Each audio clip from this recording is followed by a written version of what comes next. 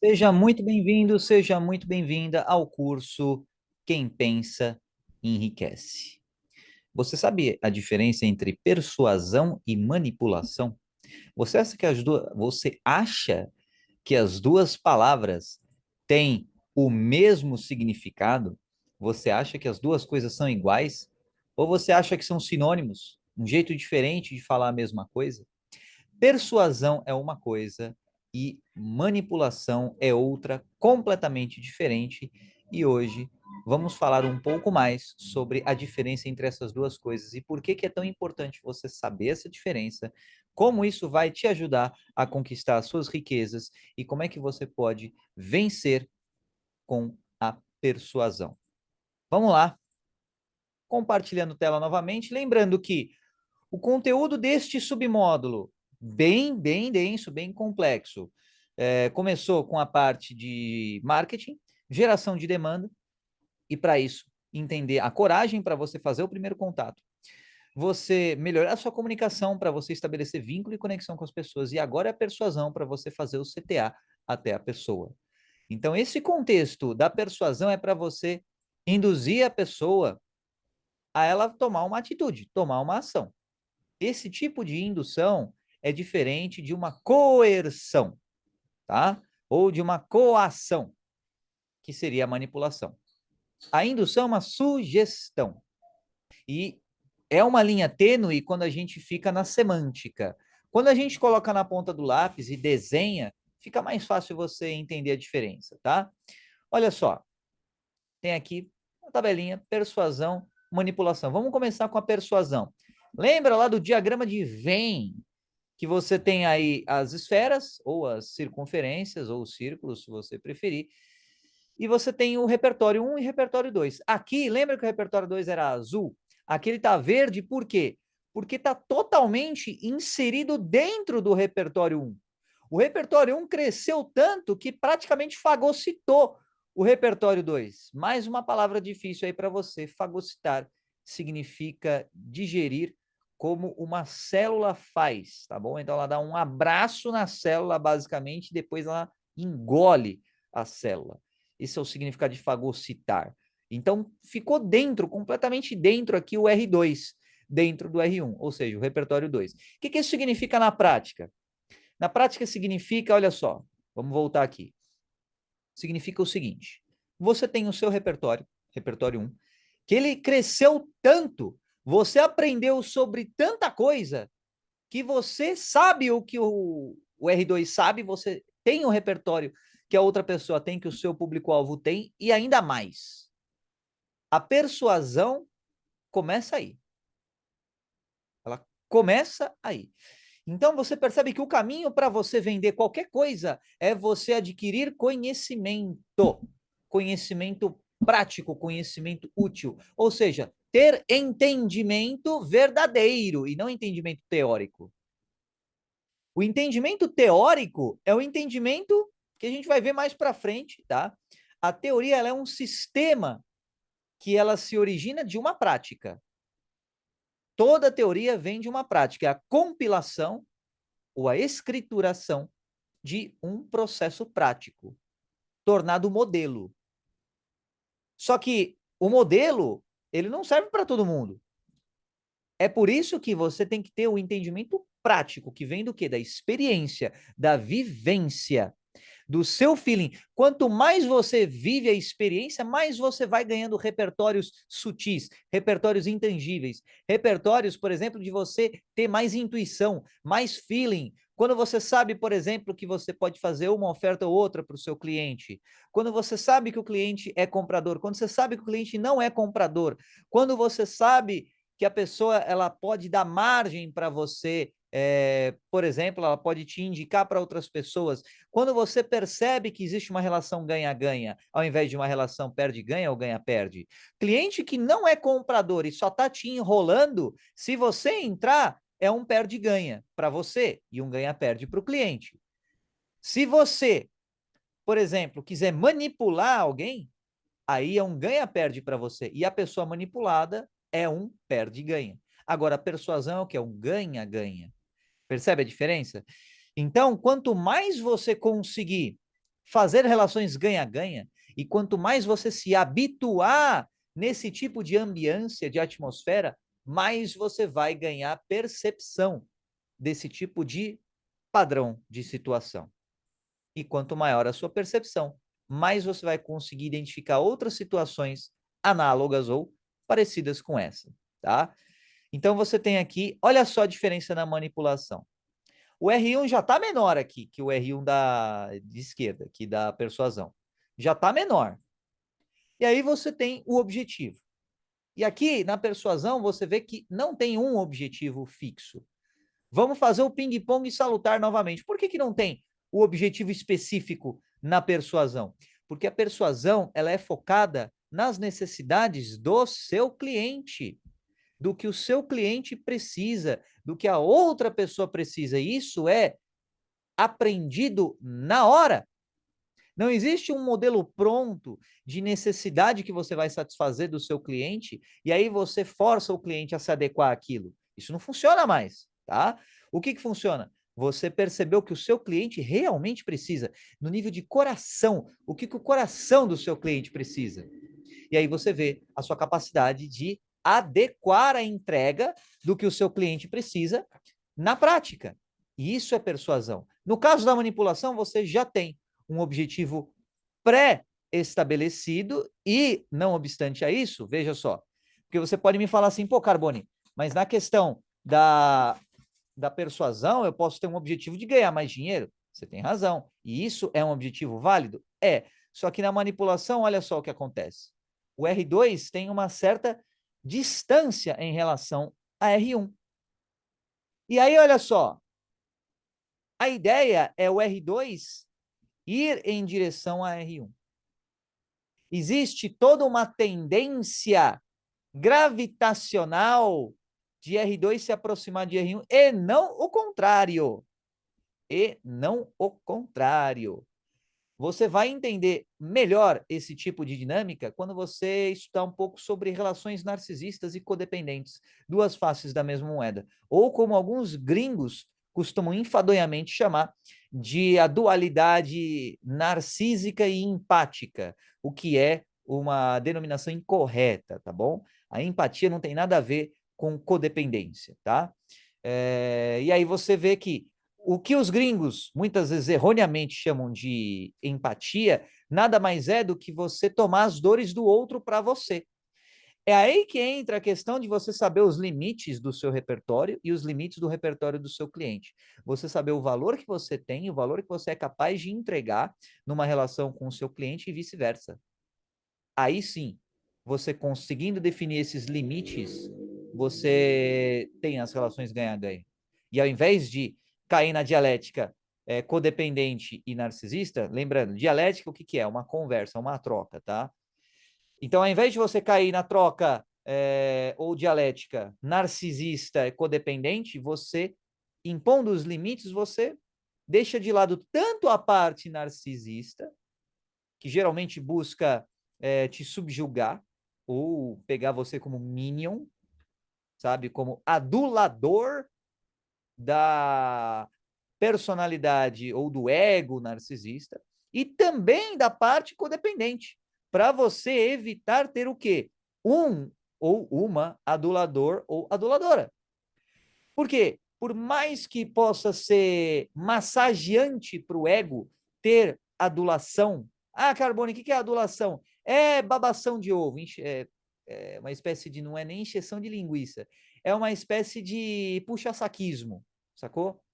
É uma espécie de puxa-saquismo. Então, a pessoa que, sabe, vive jogando muito confete excessivamente, qualquer coisa que você faz é incrível para a pessoa e tudo mais assim, são indícios de possíveis relações codependentes nesse contexto, legal?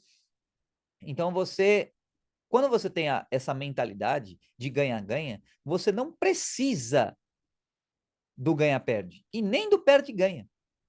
É fácil você entender que você não precisa do perde-ganha, mas do ganha-perde é um pouco mais difícil você entender que você não precisa do ganha-perde para você. Quando você entende que você é capaz de dar valor para as pessoas, à medida que você também recebe esse valor das pessoas, aí você está na mentalidade ganha-ganha. tá? Já o manipulador, ele nunca se nem cogita a hipótese de entregar valor para ninguém. O manipulador só quer instrumentalizar o outro. Só quer o outro na medida em que o outro é útil para satisfazer os objetivos do manipulador. Ou seja, na manipulação não há o entendimento de coração. E aí tem um ponto para você tomar cuidado e prestar atenção.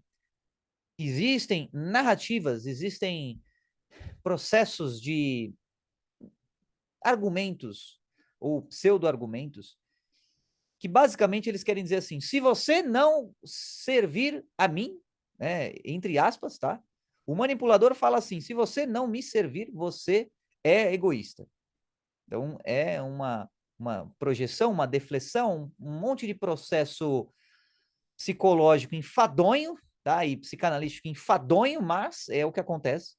Então, você precisa ficar ligado para você não cair nas famosas armadilhas da culpa, ou em inglês, guilt trip, tá bom?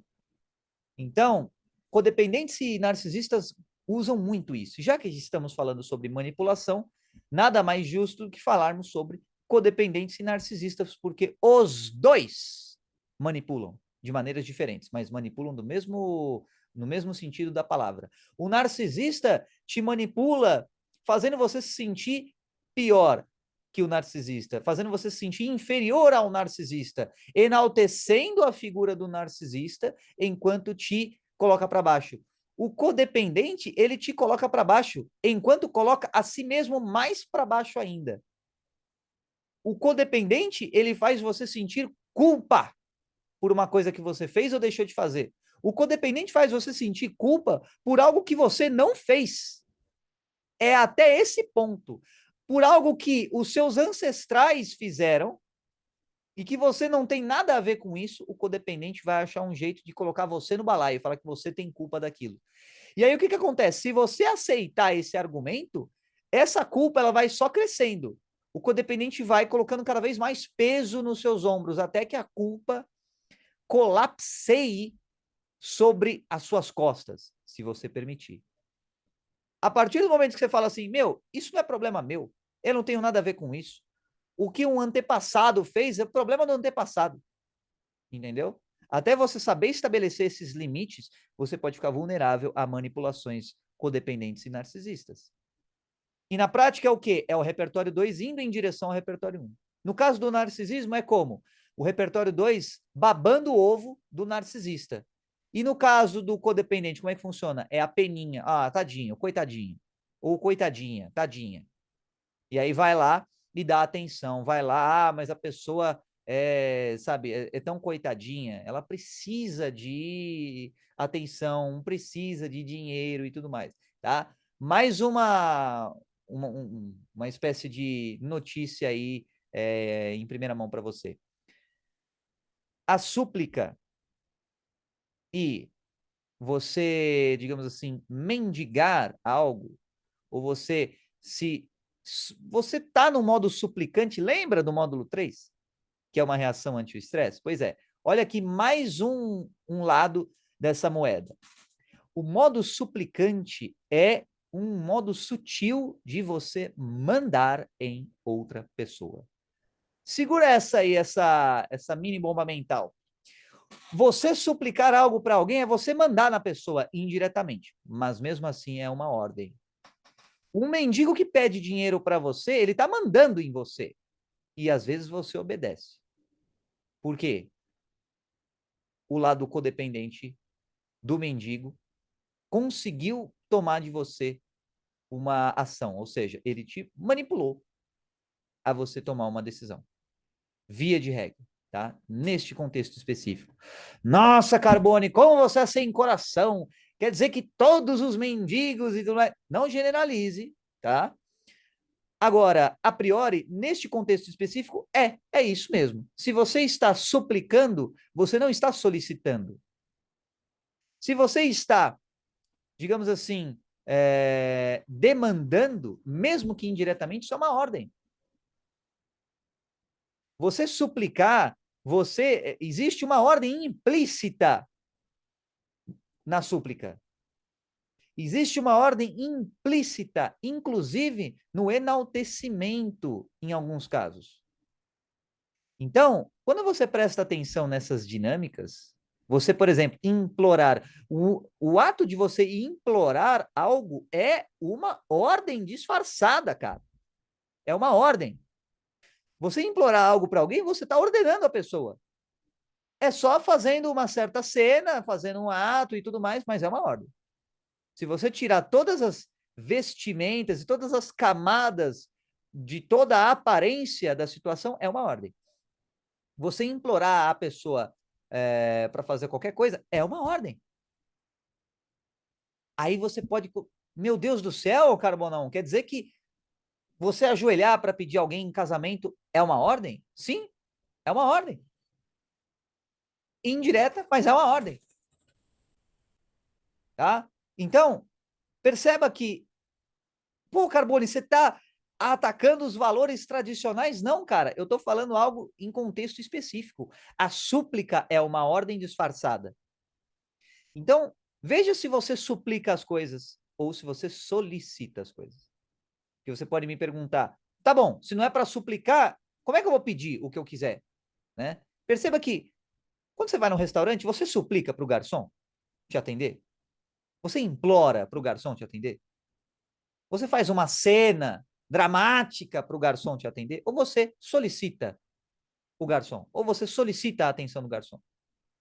Se você quer saber como é que você pode tornar a sua vida melhor, melhore a sua comunicação, melhore a sua persuasão e elimine a manipulação da sua vida. Para você eliminar a manipulação, como é que você faz? Ao invés de ordenar, solicite. Da mesma forma que você solicitaria um garçom. Tem todo aquele lance de você cruzar o olhar com o olhar do garçom, e aí você perceber que o garçom está olhando para você, aí você acenar para o garçom ir até a sua mesa. Isso é uma solicitação. O que seria o implorar nesse caso? Seria você ajoelhar e fazer um drama e chorar em voz alta, garçom, por que que você não me atende nessa mesa de bar e Reginaldo Raiol e essas coisas aí, entendeu? Sacou a diferença? O solicitar, ele é sóbrio. O suplicar, ele é inebriado pelo torpor do egoísmo. O suplicar é sóbrio. Ó, vamos lá, novamente. O suplicar é inebriado pelo torpor do egoísmo. O solicitar é sóbrio. Vamos de novo, que agora eu consigo. O suplicar é inebriado pelo torpor do egoísmo. E o solicitar é sóbrio. Portanto, se você quer conseguir as coisas na sua vida, solicite ao invés de suplicar. O solicitar é sóbrio. O suplicar é inebriado pelo torpor do egoísmo. Pô, Carbone, como assim torpor? Torpor é como se você estivesse bêbado, cara. O seu juízo fica afetado. É o orgulho. O suplicar te deixa com a faculdade de raciocínio zoada, toda cagada, por causa do orgulho. E aí você fica bravo se a pessoa não atende a sua súplica. Já aconteceu de você perceber isso? Alguém te pede dinheiro, na rua você fala não e a pessoa fica brava com você. Por que ficou brava com você? Porque você não atendeu a ordem da pessoa. Ou a pessoa pode fazer todo não, tudo bem, tudo mais assim, fazer e tudo mais, com o intuito de que você sinta pena da pessoa. Pô, não sinta pena. Pena não é um sentimento bacana de você nutrir em você. E isso tem tudo a ver com manipulação. Tudo a ver com manipulação. Percebe a diferença radical entre manipulação e persuasão? A persuasão você entrega alguma coisa antes de pedir. A manipulação você pede só. Você não entrega nada, você só pede. Na manipulação é assim. Na persuasão você entrega algo. Então olha na natureza. Veja o que na natureza apenas solicita sem entregar nada de volta. Sabe o que na natureza apenas solicita? Ou melhor dizendo, né? Apenas, não é nem solicitar, na verdade, é meio que um demandar. Os parasitas. Os parasitas, os sanguessugas, apenas demandam, não devolvem nada, só sugam. Quem você acha que combina mais com o parasita? O manipulador ou o persuador? Ou alguém que persuade? Quem persuade entrega alguma coisa de volta. Por mais que não pareça, está entregando alguma coisa de volta. Tem pelo menos a intenção genuína de trocar atenção, experiência, entendimento, acolhimento, entendimento verdadeiro com a outra pessoa. O manipulador é assim, é uma camada muito fina de tolerância que o manipulador tem. Muito fina. O manipulador geralmente vai direto ao ponto. Quem persuade geralmente demora para ir ao ponto. Por quê? Porque está preocupado com outra pessoa. Se importa em fazer, em atender a outra pessoa. E aí aquela questão do empata, em colocar, ou empático, enfim, em colocar lá os limites. Coisa que, por exemplo, o narcisista nem vai se preocupar em entender alguém, além de si próprio. E um codependente também. Um codependente não quer entender ninguém, quer entender apenas a si próprio. E às vezes terceiriza esse entendimento com outra pessoa, ou através de outra pessoa. Em ambos os casos, existe uma coisa chamada preguiça, má vontade. O narcisista tem preguiça, tem má vontade de se predispor a ter um relacionamento em igual nível com outra pessoa. O codependente, a mesma coisa. Tem preguiça, tem má vontade de se considerar tão importante quanto outra pessoa e, portanto, ter relacionamentos do mesmo nível com outra pessoa. Então, tenha essas coisas em mente quando você pensar sobre persuasão e sobre manipulação. Outro exemplo de manipulação que tem, você tem os repertórios 1 e 2 aqui, e aí o repertório 2 vai em direção ao objetivo que está externo a R1. Nem está dentro do repertório do R1. R1 nem sabe o que acontece se R2 chegar até esse objetivo, mas R1 manipula R2 para fazer isso aqui mesmo assim. Isso é manipulação. Na persuasão, o objetivo está contido no repertório de R1. Pô, Carbone, mas dá mais trabalho. É, por isso que é melhor, por isso que é superior. Aqui tem algumas diferenças escritas entre persuasão e manipulação. Persuasão está escrito em verde e manipulação em vermelho. Qual que é o grande rolê com a persuasão? É fundamentalmente altruísta. E a manipulação é fundamentalmente egoísta. Na persuasão, tem uma disposição em se conectar com R2 e entender R2. O que é R2? É o segundo repertório. É a outra pessoa, o seu cliente, seu público-alvo.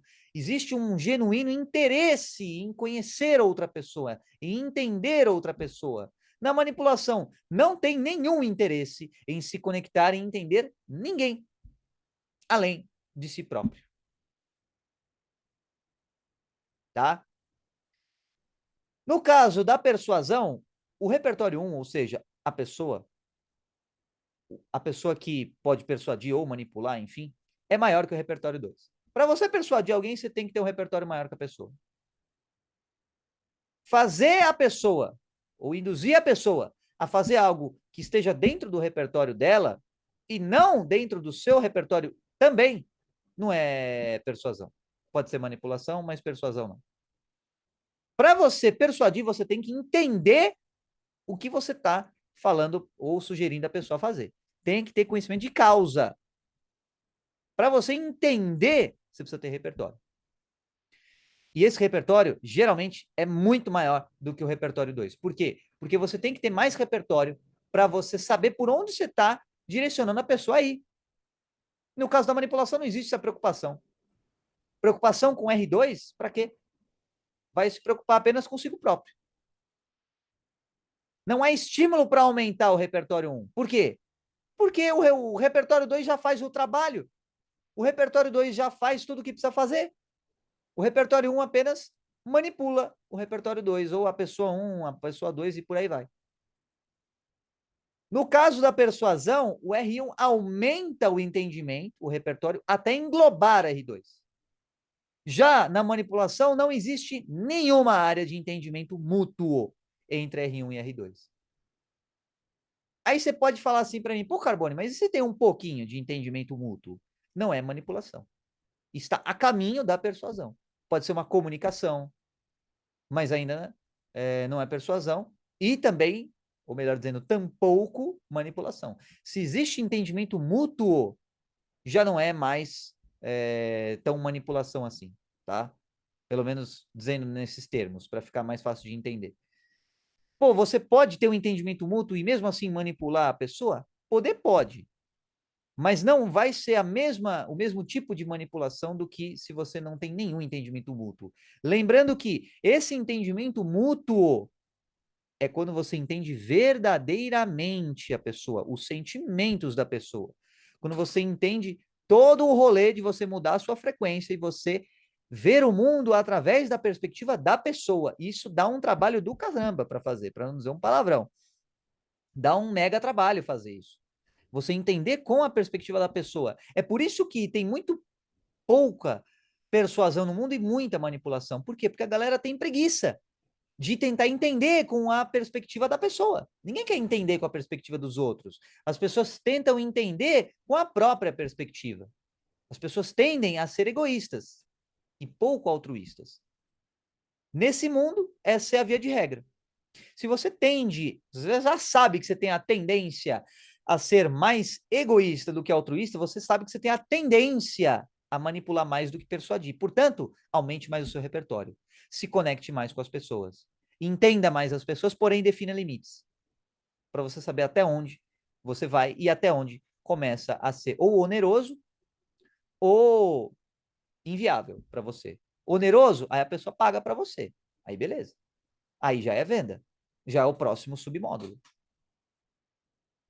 Tem um limite entre camaradagem ou samaritanagem e a venda, especificamente falando. E esse limite vem com a experiência, mas tem a ver com o seu valor. Legal? Beleza. Então, bora lá. Vamos voltar aqui para a tela. No caso da persuasão, existe um elemento de sinceridade, um elemento de verdade. Primeiro você entende, depois você persuade. Ganha-ganha. No caso da manipulação, o elemento é de dissimulação. É um ganha-perde ou um perde-ganha. Ganhar repertório é difícil, por isso que a maioria prefere o ganha-perde ou perde-ganha, ao invés do ganha-ganha. Então, como assim, Carbone, elemento de sinceridade, verdade?